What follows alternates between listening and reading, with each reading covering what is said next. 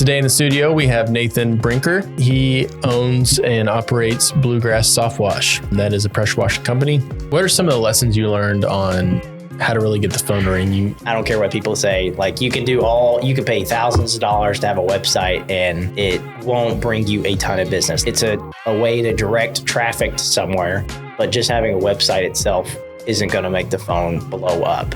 So we use Google Ads to direct people to that website. And then they fill out the form and we'll call them and get them estimates. Facebook's been really good. We do Facebook ads, constantly posting on Facebook. If you follow me on Facebook, you're probably like, man, this guy posts a ton. Well, I do that because it keeps you fresh on your mind. And you're like, man, this guy's always doing something. He's probably an expert.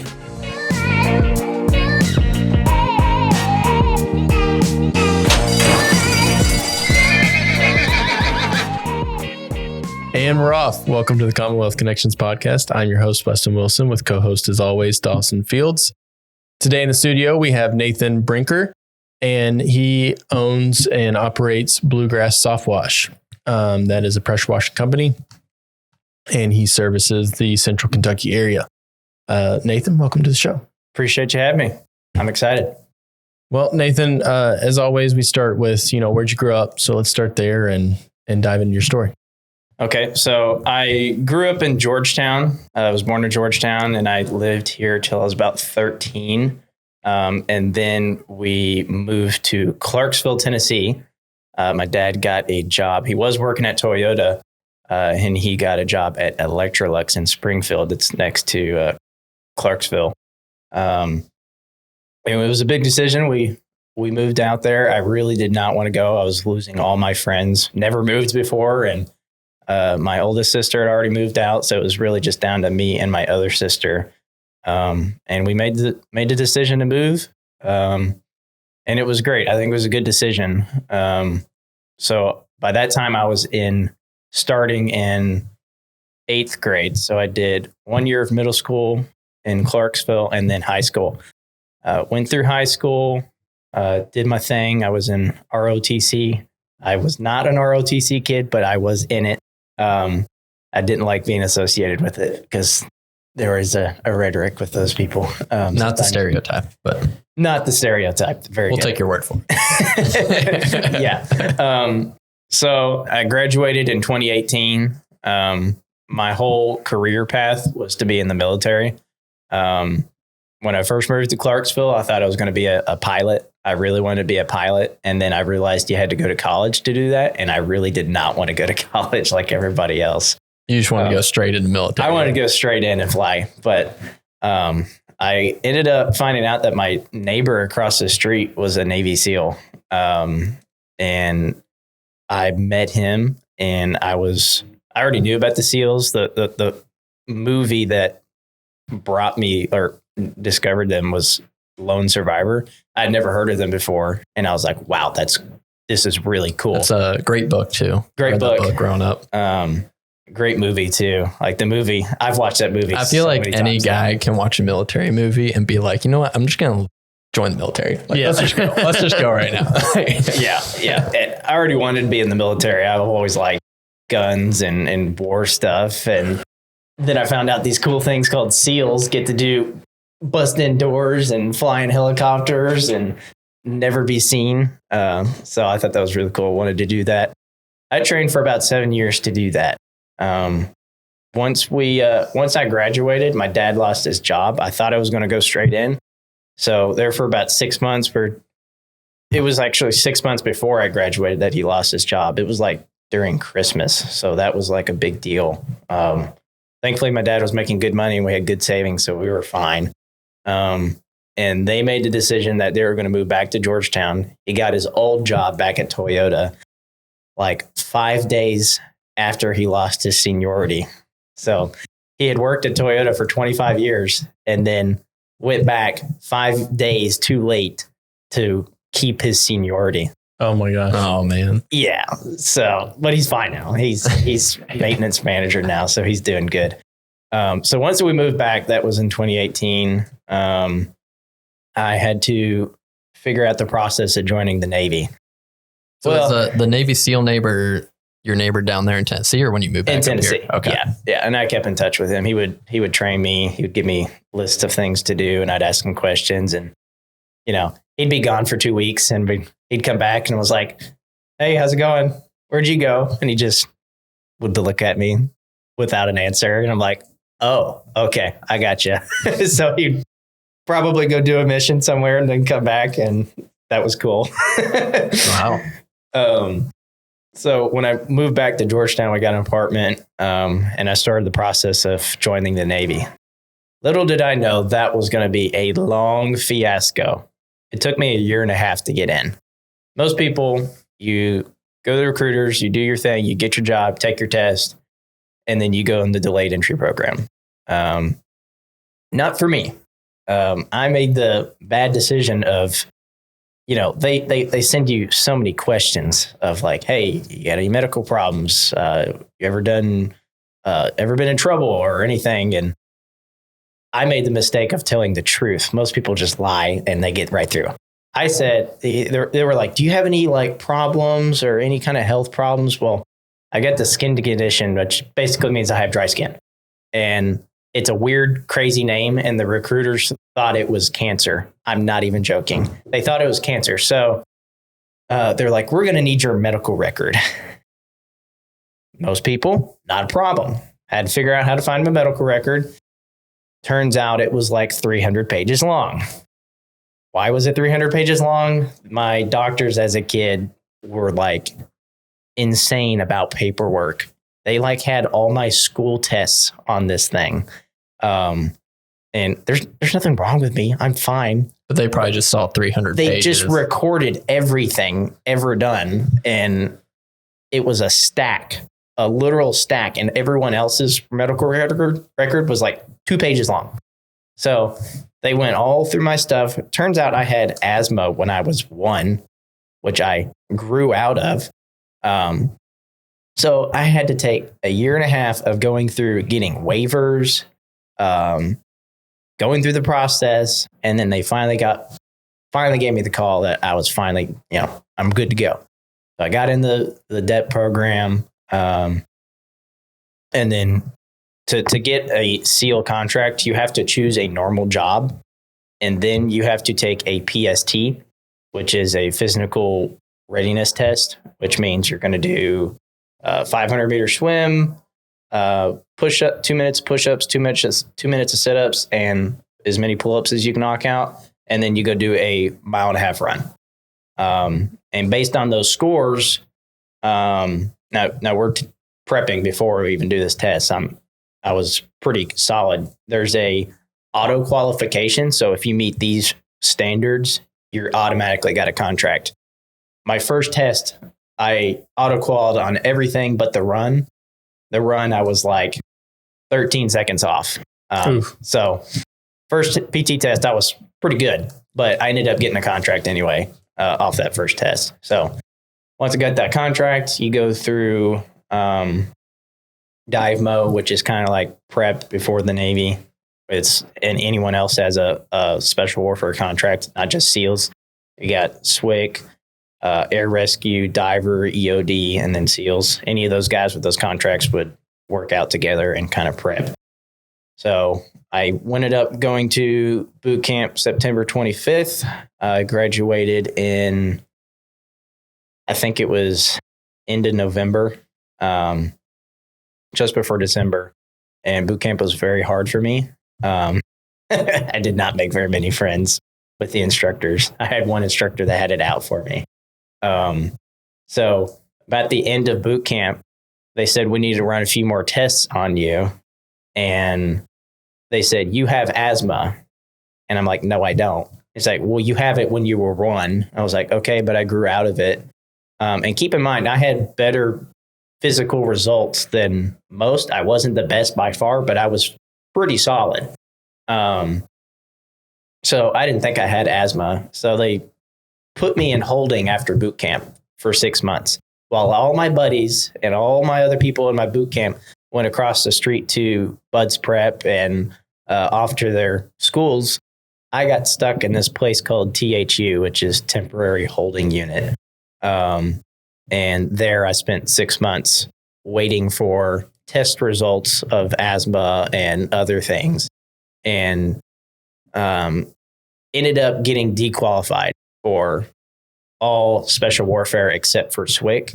And being in that 6 months of holding was terrible. It screwed my mindset up, and I got dequalified. And that was actually a really good thing that happened to me. And I was able to get out of the Navy without being stuck with a normal Navy job. Most people, if you didn't dequal and if you failed, you had to go to the normal Navy.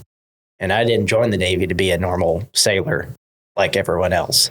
So I ended up getting out, and that was March 10th, 2020, 2 weeks before COVID locked everything down for 3 months. That was the best decision of my life. Make a long story long. So once I got out, I was trying to figure out what I wanted to do. And, my dad wanted me to work at Toyota, and I didn't want to do that. I found out quickly in the Navy, I don't like being told what to do. So I was looking at businesses to do, and my dad had me pressure wash his house. It's a 2-story house, pretty good size house, vinyl siding.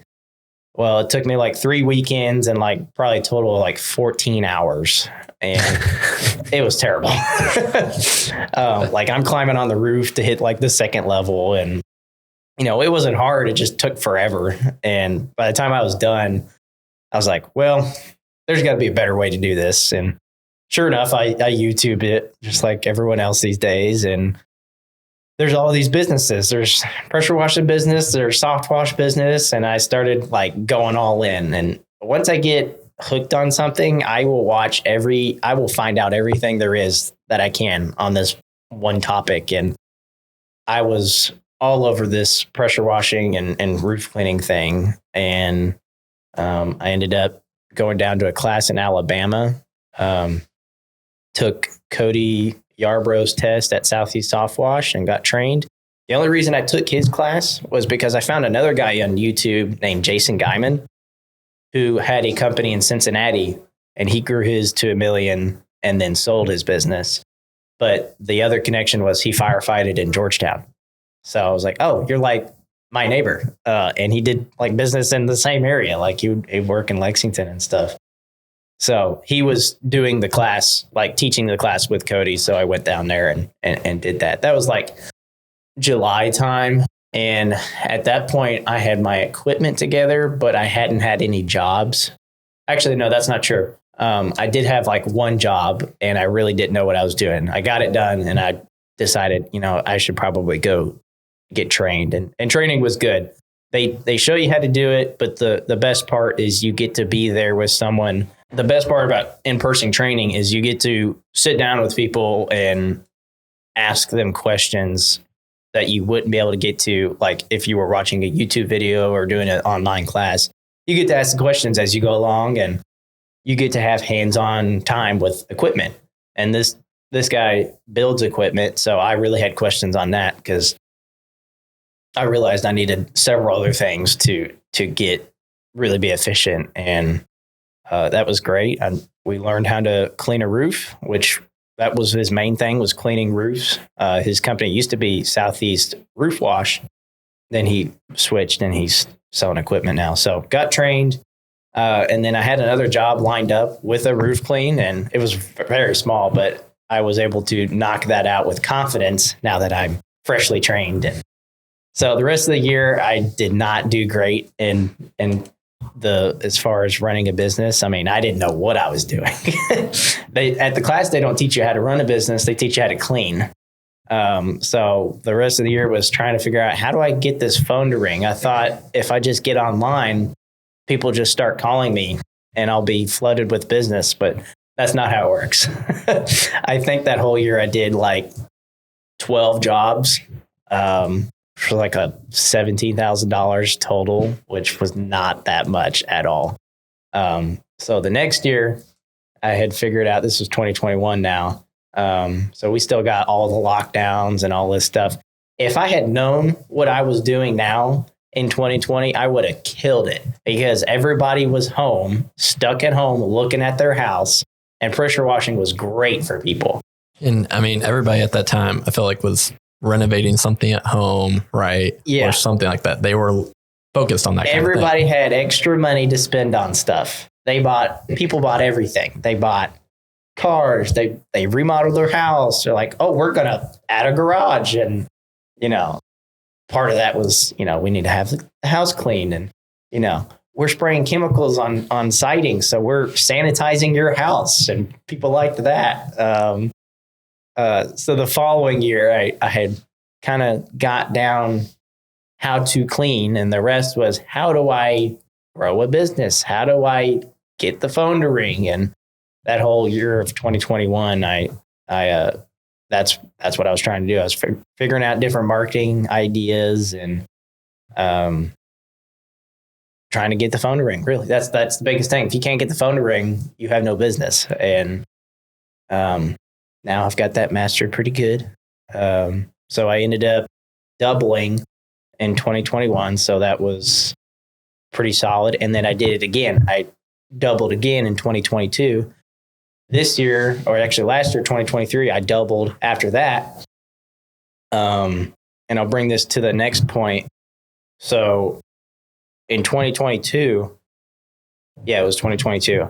I had to find something to do in the winter time. So depending on weather, about November time, it gets too cold.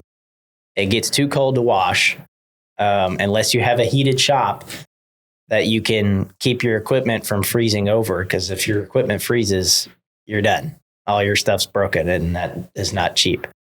And people stop looking at their houses. They stop calling in November. Well, and if it gets really cold, you can be pressure washing and it just turns to ice. Yeah. Yeah.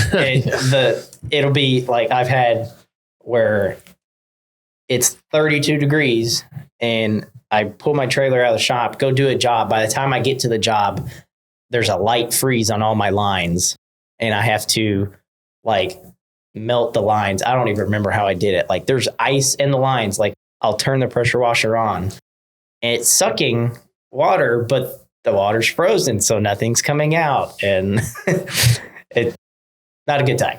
So what do I do? Jason Guyman, I would watch his lives. He would do a live every Sunday and I think Wednesday night for about an hour. And he would talk about pressure washing. And he would always push Christmas lights. You got to do Christmas lights. You got to do Christmas lights. I pushed it off for 2 years. I knew about it in 2020.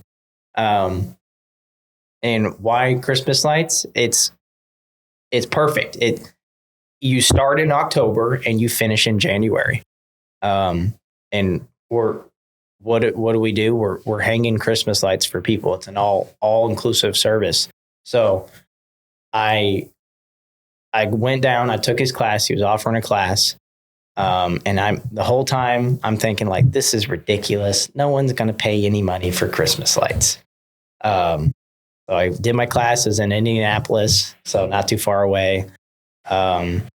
And I decided, how was I going to get jobs? I was only going to do Facebook ads.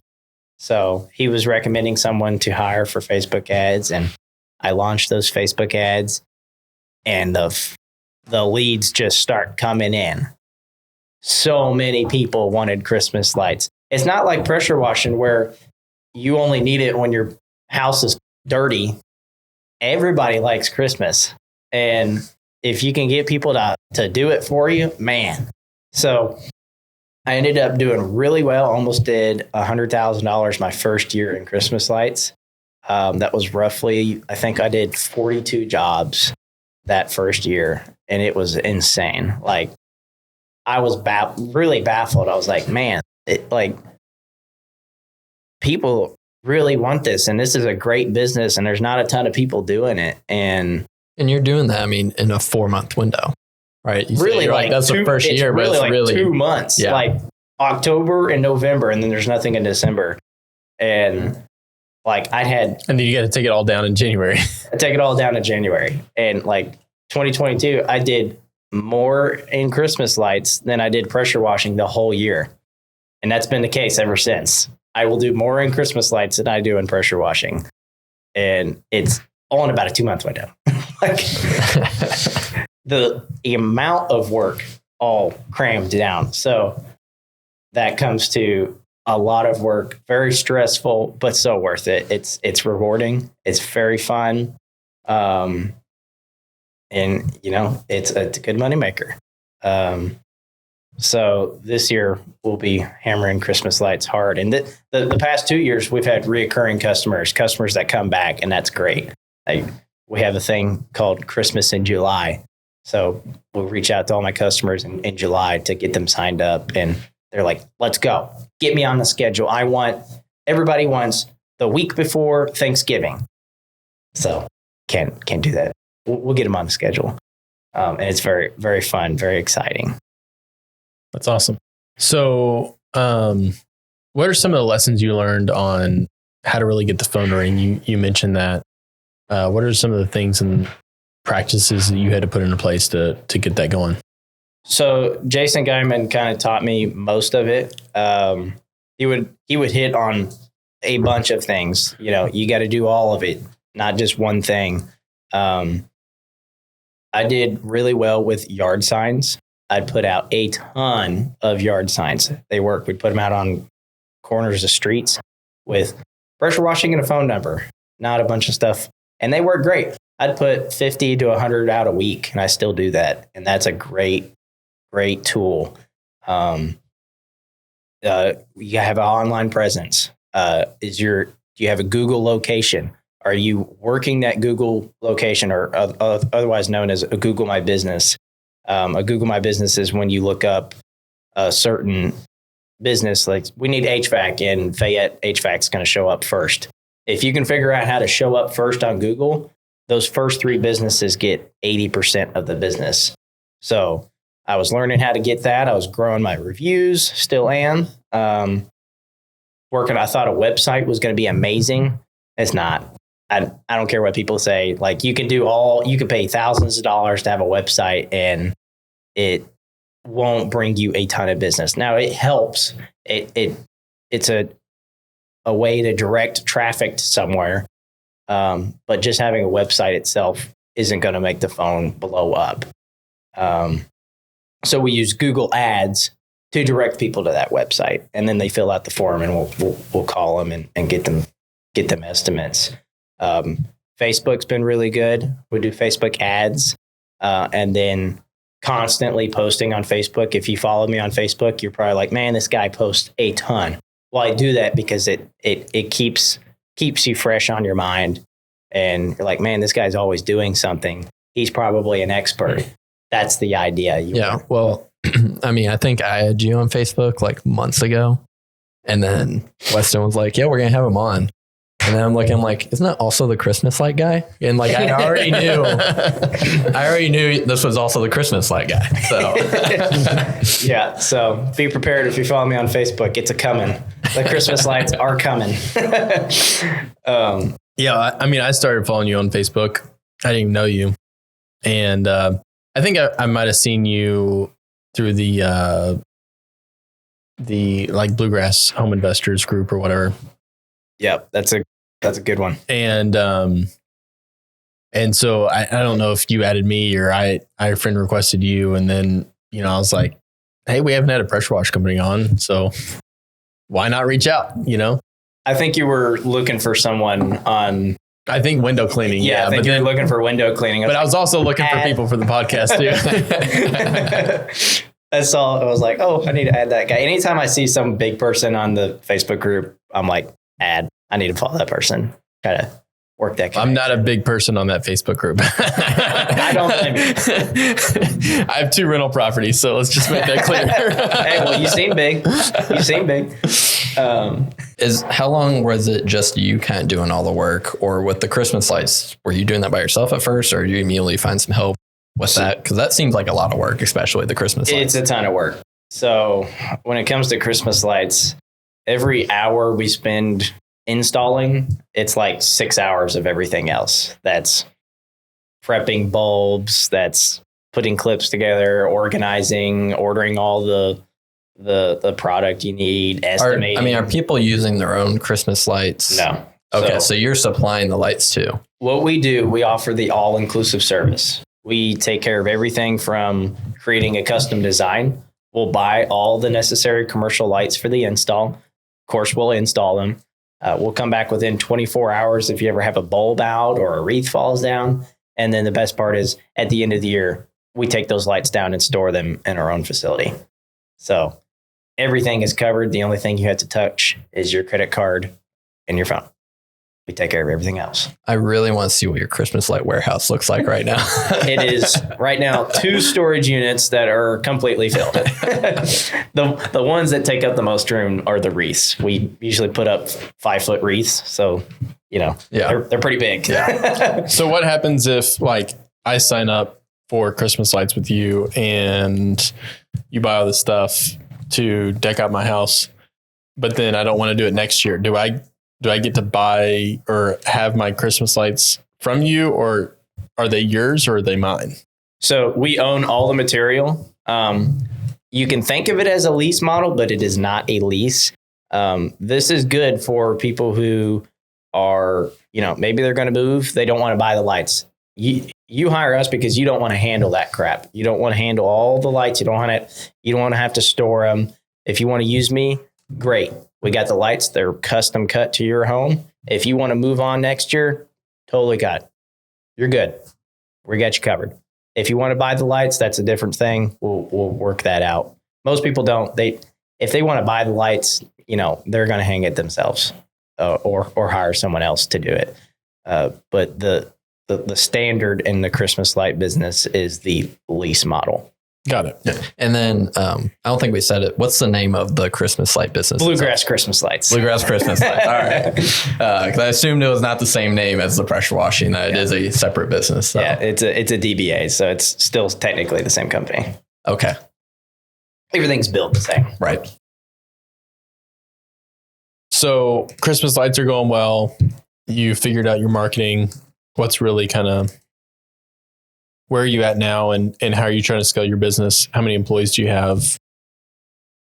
So employees have been tough for me. I definitely have to have help for Christmas lights. The first year I had 1 helper. Last year I had 2 guys. They were working for a while, and then one ended up quitting, which was my roof guy. And I wasn't prepared for that. So what did that make me do? That made me go back on the truck, and I severely got throttled because I cannot install and run a business at the same time.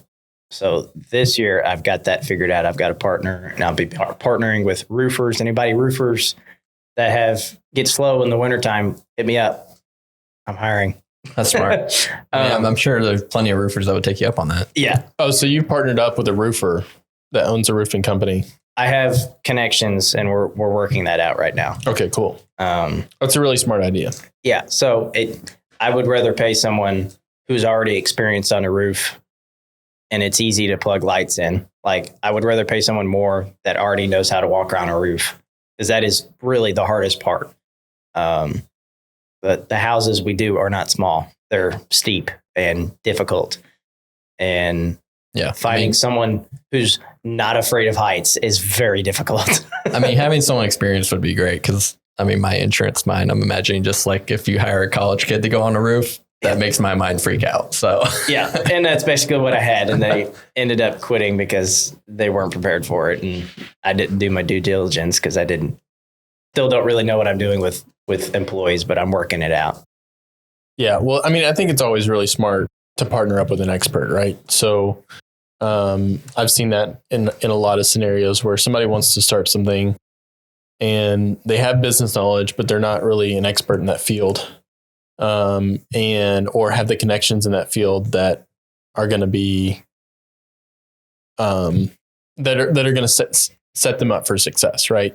And so instead of saying, hey, I'm going to be greedy and run myself to the bone and try and do all this myself, I'm going to just partner up with somebody that actually has connections in the field, knows people, knows workers that need work. And then we're just going to split the profits instead of just trying to, you can scale so much quicker that way. 100%. And I had to get over letting go of extra little bit of money just to help. Like it's such a big deal. Like you cannot grow without people. It's impossible. Right. If you got 6 guys installing lights for you that are reliable and know how to do it and can probably do it quicker, then you can do, 10x business. 100%.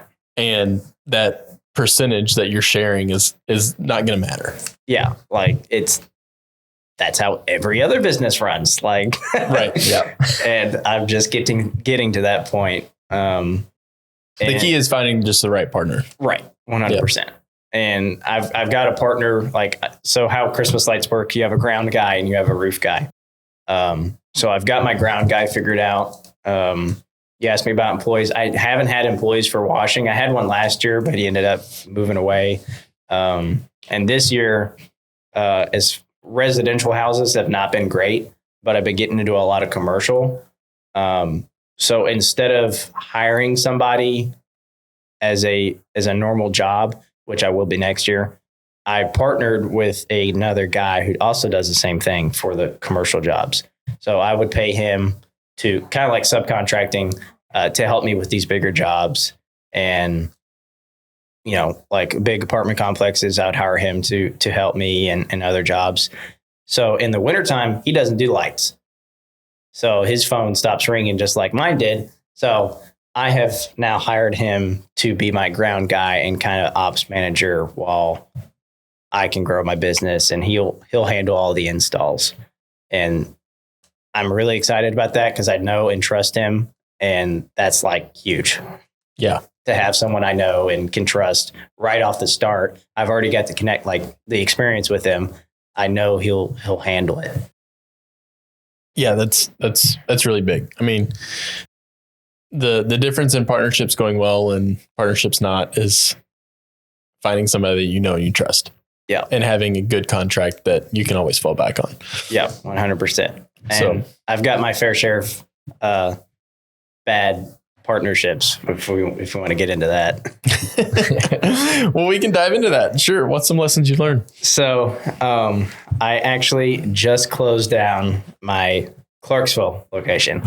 So I had a partner in Clarksville, which is my best friend from high school. We're still best friends. Everything worked out. It's fine. But last year I wanted to start another location because I've always been able to get jobs down there. And Clarksville is just north of Nashville. So Nashville's huge and there's plenty of money down there. And my friend Hunter always said, like, when are you going to open a location here? Like, there's so many. You'd always see like people on Facebook asking for cleaning and lights and stuff. And like I said, for some reason down there, I guess it's the humidity.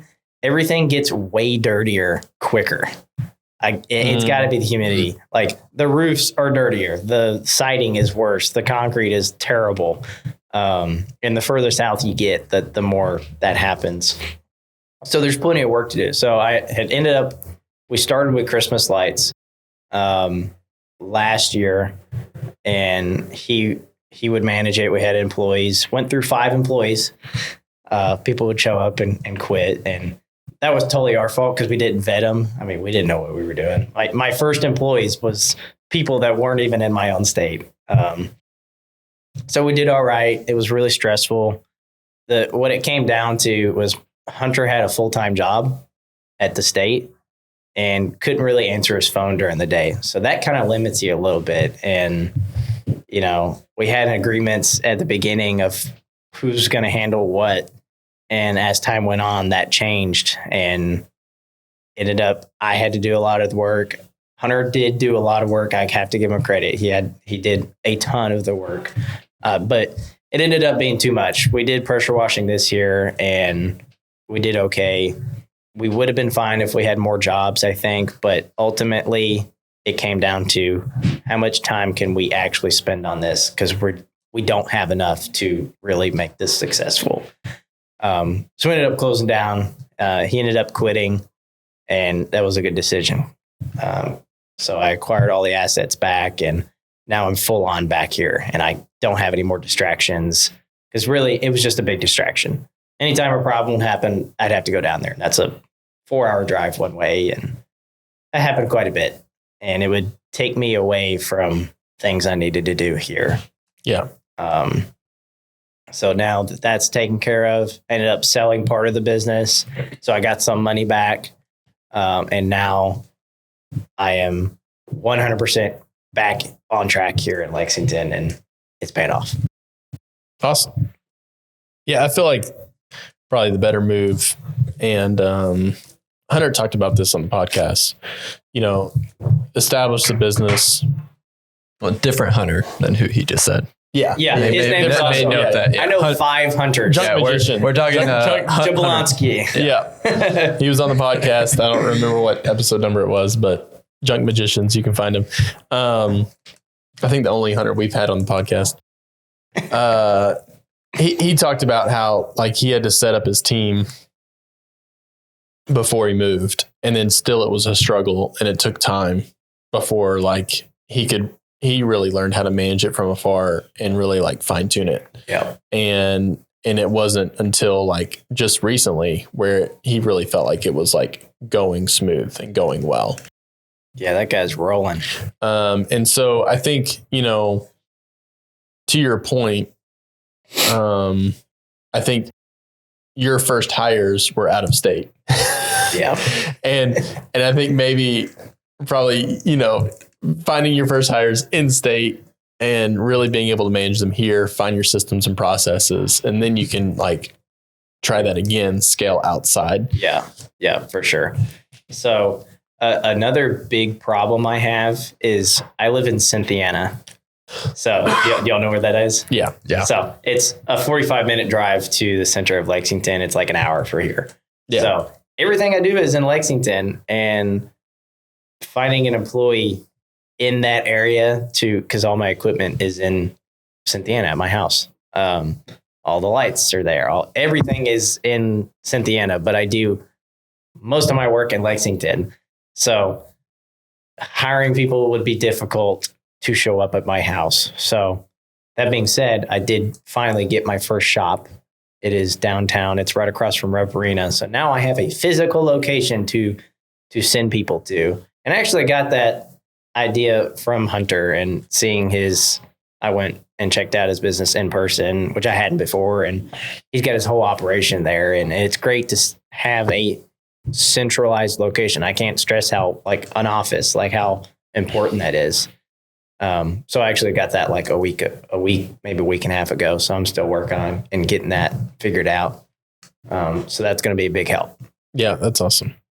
Yeah, I was going to say, you can always just move closer. Yeah, 100%. It's pretty cheap out in Cynthiana. That's why I'm there. Yeah, that makes sense. So what's kind of the next goals phase that you're kind of envisioning, and what are you trying to do? We talked about the Christmas lights, and you're partnering up on that. Where you kind of seeing the pressure washing side going next season? This season's pretty much starting to wrap up, right? Yeah. So about November is probably when we're going to stop. However, we'll still have jobs every now and then, but as far as leads go, it kind of just drops off once it gets cold. That just depends on weather, really. This year we've done a ton of commercial, and I'm very passionate about the commercial. There's more money to it. It's bigger jobs. I like doing the bigger jobs. I like having a project that I'll be on for a while, or, a big monstrous one that I can knock out in one day and make as much money as I would in a week of doing residential with one job. And with the power of networking, I've really started to get in front of all the right people who make the decisions on these buildings. And I'm getting a lot of lead flow coming from that right now. So I think that's really where the move is hammer down on the commercial. So next year, if I can continue to network and get 2 guys on the washing side taken care of, I can continue to network and find these bigger jobs and keep going. And I think that's where we're headed. And then I've got connections in Cincinnati, and that's starting to pick up a little bit. So probably start working my way in there as well. But I think the big thing is if I can get off the truck, which means no more washing, having other people do those tasks. so I can focus on the $1,000 an hour tasks, which is networking, estimating, things like that. So, yeah, I was just thinking about like, how long does it take you to pressure wash the average house? Like 2.5, 3 hours? Usually an hour. Okay. Yeah. If you have good equipment, with my experience, I can wash a 2,000 square foot house in 45 minutes. Yeah. A non-experienced guy, maybe an hour and a half. So, and I saw a video you doing like the Fayette Mall area. That's probably, I mean, just the fact that project, there's no way that doing something like that's not going to take like an 8-hour, 10-hour, run when you're doing something. Well, I don't know how much of it you were doing, but like you do 4 or 5 of those big buildings, it's going to take you a while. Just the fact that you don't have to like dump your tank, load up your truck, drive to the next location, fill up your tank, get your equipment out. Like you're just saving so much time when you can just be on one job and just doing it. It's just so much more efficient. So believe it or not, the Plaza is the one where it's got like Guitar Center and Smashing Tomato. That was done in 9 hours. Yeah. The whole thing, believe it or not. And in one night. And that was partly because I had the other guy who I've subbed out as a experienced helper. With 2 experienced guys, we knock stuff out. But like that makes sense. And like how many houses would you have to do? Like 9-hour days one day. If it was just like if we were just doing vinyl siding, like a normal house wash, like 30.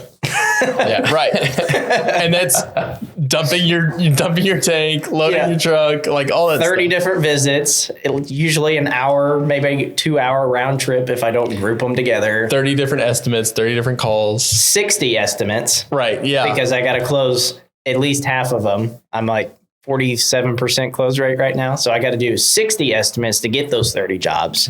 And then I got to do all that work. Yeah, a lot more efficient on the commercial side, just because the projects are typically going to be bigger. Yeah, bigger ticket. They have the money to do it. That's a big thing. You got to find who's got my money. Like, who has the extra money to spend on cleaning right now? The economy is not amazing right now. Anyone, whether what side you're on or not, it is not great. So the people who have the extra money to clean and take care of their property are the bigger companies, bigger property managers, apartment complexes, and things like that. Well, and you have to. I mean, like when you're like, you can let your house get a little like green on the siding and stuff like that. And especially in some neighborhoods where like maybe you only have siding on the sides of your houses in the back. Mm-hmm. Well, it's like, how many people are really looking at the side of my house and the back of my house? The HOA president, and that's about it. Right. And so, but you have a commercial business and the side of your building starts turning green. It's kind of like, people are like, do I want to go in there and eat that burger? Right. I don't know. Right. Yeah. That's a good point that you brought up. Like if your building looks nasty and is uninviting, people don't want to go there. Right. And so it's not like for a residential person, it's not a have to. Unless you're in a HOA and they force you to. Right. When you're in a commercial situation, you have a business and you want customers to come to your business and see a presentable property, it becomes a have to. It's part of the budget. You have to have those services. Yeah. And with you having like a restaurant, by code, you're supposed to clean the walkways and the dumpster pads every so often. Otherwise you could get fined, because who wants to go to a restaurant where they got like nasty like drink spills and it's nasty. That's all you can say about it. Like you have to clean it. Like that's part of it. Like you said, and like that's a big deal. Right. When did you start doing the commercial work? And I mean, I assume there were kind of some extra challenges to figure out there. Because it's like a home could be a 1-story, maybe a 2-story. Yeah. And commercial, you're getting into, I mean, you just mentioned the plaza, like obviously you can't just take a ladder. Yeah. You got to get like a scissor lift or something. Scissor lift, you got to get more equipment, things like that. You got to make sure you're estimating it right. Like you can't price it the same way you would residential. Like residential, we're pricing premium to clean these things. But if you price the same way you did with commercial, you never get these jobs. A big thing was like, you're not going to get as much as you might think, but however, they are bigger tickets. As far as my first commercial job, let's see, I've done quite a bit, but not consistently like this year. Like I'd get big buildings every now and then just from chance. I think the biggest one I did from the start that I can remember was a school. We cleaned a roof on a school. It was like 52,000 square feet. Definitely underpriced that one. We cleaned all the front side of the roof. This was down kind of like Danville area. So that was a big deal for me. I was like, holy crap, they said yes. And even if you probably should have made more on that, like that was a learning experience. Yeah. Right. You either make a bunch of money or you learn. And I made both, but not as much as I should have been. And, you know, when it comes to that, like that was a school, so it was government building.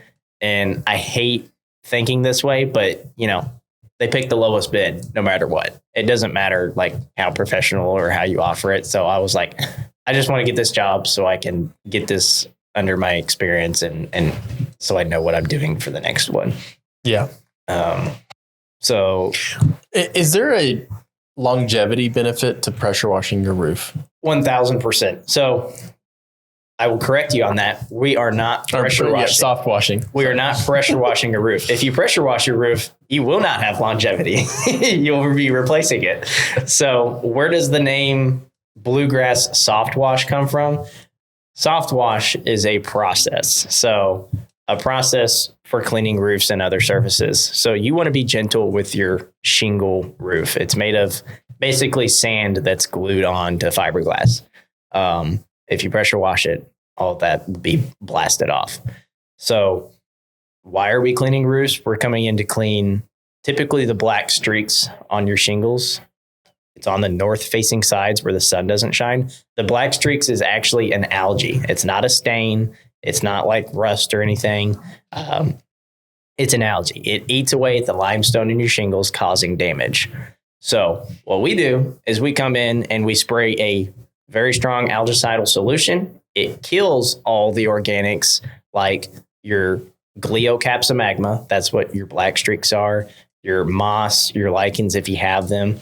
And then the next time it rains, it washes off all the dead organics. So by cleaning your roof, you are protecting it, and you're not going to make it last longer, but it's going to be back to where, you know, your 25, 30-year shingle.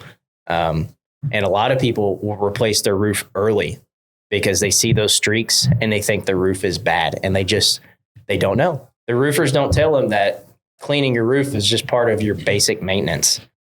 Yeah, I mean, I deal with roof claims and roofers almost daily, and roofers just want to go try to sell a new roof. Yep. So they're just going to go up, and they may know it's algae, but they're going to try to get a new roof out of it. 100%. Right? So, and there's a few honest people around here, but most of the time that's true. And it's funny you bring up insurance.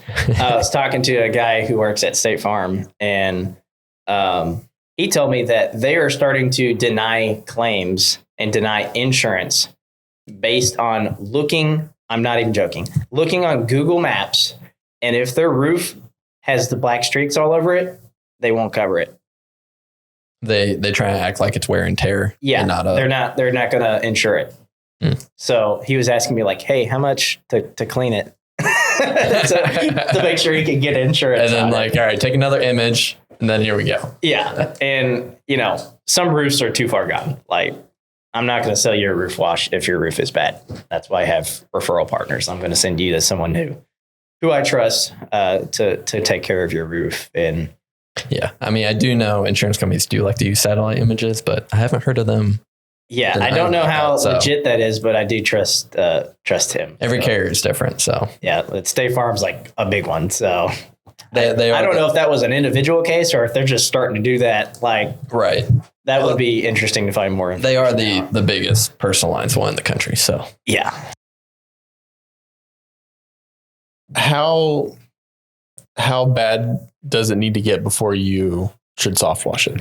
So typically when you put a new roof on, typically you're calling me 7 to 10 years after that roof's been put on. That's typically when you start to see the black streaks come on. And it's okay for a little bit. Like if you start seeing it where it gets really bad, like you should have it cleaned. But if you have like a streak or two, not a big deal. If you have dormers, you're going to have lines under your dormers. That's just where the water flows. And that's okay. That's going to be like a high wear area anyway. But once it starts getting kind of real bad, it will grow exponentially. And that's when you kind of want to get to it. Because I got a couple streaks, but that's typically where the gutters. Yeah. So that's fine.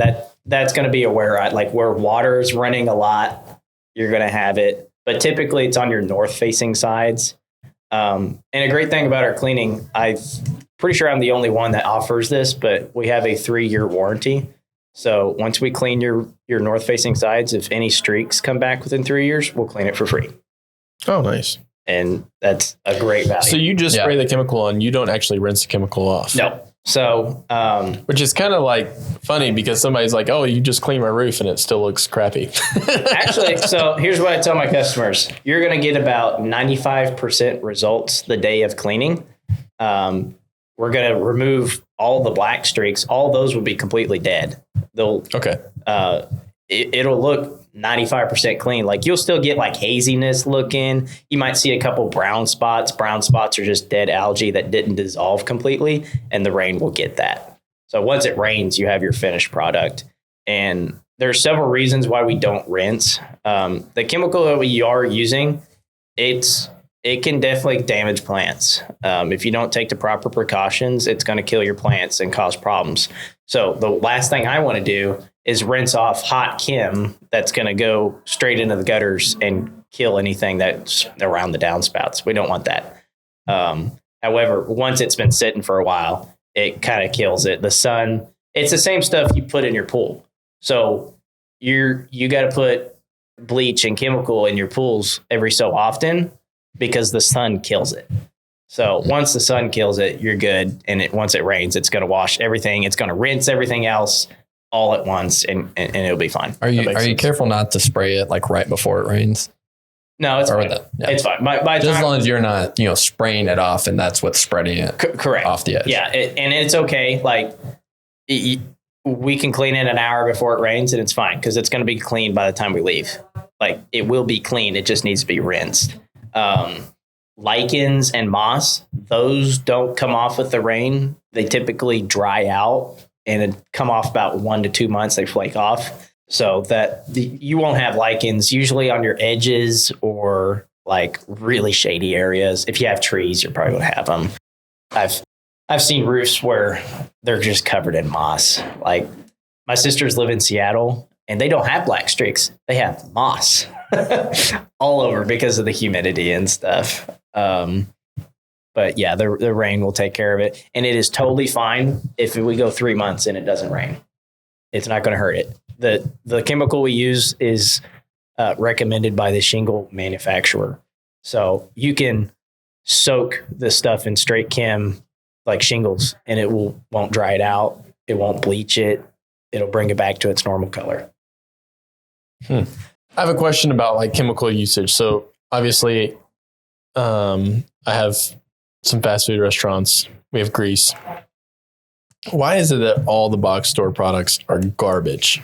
And that unless you use commercial products, like what are they even putting in that? Like, is it just like 99% water? Yeah. Is it just like Dawn dish soap or something? Like, I don't like, it is just, it doesn't do anything. And then you find a good commercial product and it's just like, everything's gone. So specifically when it comes to grease, you need a caustic cleaner and it's usually sodium hydroxide is the main cleaner in most degreasers. Like you can buy degreaser from like a pressure washer store and it's going to be 96% water. And then they just put a little bit of soap or surfactant. Surfactant is a fancy term for soap. And then your cleaner, which is usually sodium hydroxide. And that's going to really pull the stains up. And then the other thing that people like homeowners don't do is you got to have hot water. Typically you got to have a hot water pressure washer. And like when it comes to grease, we're basically steam cleaning the concrete, and that pulls up all the grease, and it basically, you can think of it like melting butter. Like you can move butter around, but if you melt it, you can move it a lot easier. Like think of it that way.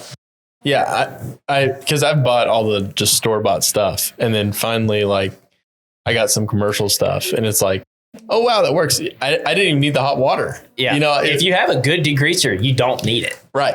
But like now the hot water helps, but it's not like a deal breaker. Yeah. But it's like, why do they even sell this stuff at Lowe's? Because it doesn't work. Because homeowners will buy it and they don't know any better. It's like, oh, it says industrial on it. Oh, it must be good.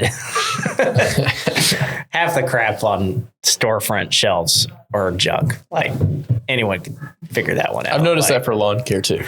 Any like if you want to kill like weeds in your yard, like go get a commercial grade weed killer. Don't buy Spectrum or whatever's on the shelf at Lowe's. Yeah. The big thing with me is wet and forget, or there's like several different versions of it at like Lowe's and Home Depot.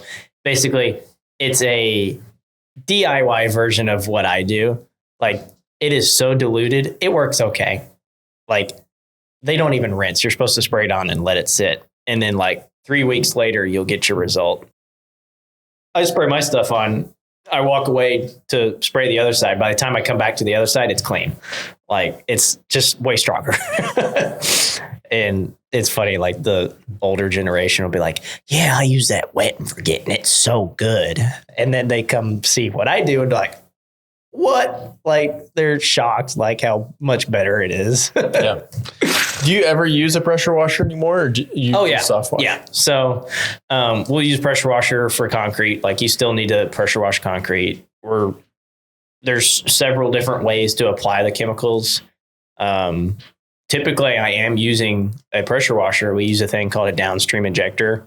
So it actually pulls chemical through the line, and then I'm spraying it on. I actually have a remote that turns soap on and off without having to go back to the truck to switch it off. So we'll coat, like, for example, siding, because that's like the main thing. We'll coat one side with chemical, and then I'll hit a button to rinse, and then we'll rinse it off by the time it's clean. Instead of using like a pump up sprayer or like a 12 volt system like I used to do. And then there's different percentages. You don't want to spray straight chemical onto siding. It's way overkill. I get my percentages in 12%, or my chemicals in 12%. By the time I'm spraying it on siding, it's like 1%, maybe 0.5%, depending on how bad it is. For roofs, I'm spraying 6%.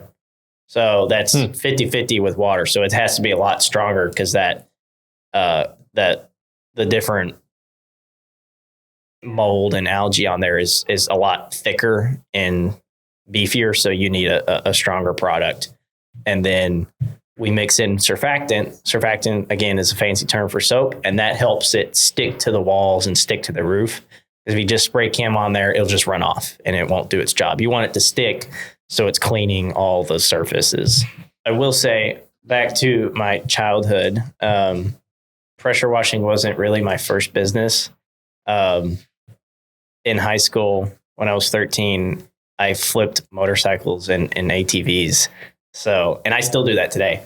And what that means is, back in the day, you could find really good deals on motorcycles and dirt bikes mainly. I would find a dirt bike for like $500, and it was blown up, which means the engine is busted. Or my best one is, it won't start because the carburetor's clogged up, and I'll spend an hour. I will clean the carburetor out, and it fires right up and runs great. And I'll clean it up, maybe put new tires on it, and sell it for profit.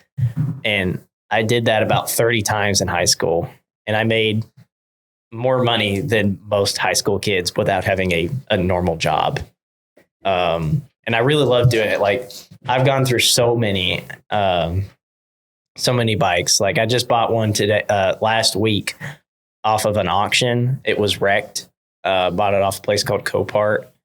And if you don't know, if your vehicle gets in a wreck and the insurance company totals your vehicle, doesn't matter if it's a bike or a car, it goes to an auction and they try to get their money back out of it. But it's an auction, so it goes for what people will pay for. And typically you'll get vehicles for, a quarter, maybe half of what they would sell retail, but they're usually wrecked. So you can make some money there. This last one I got a Honda, and something had damaged it. It had to have been in shipping because it has 0 miles.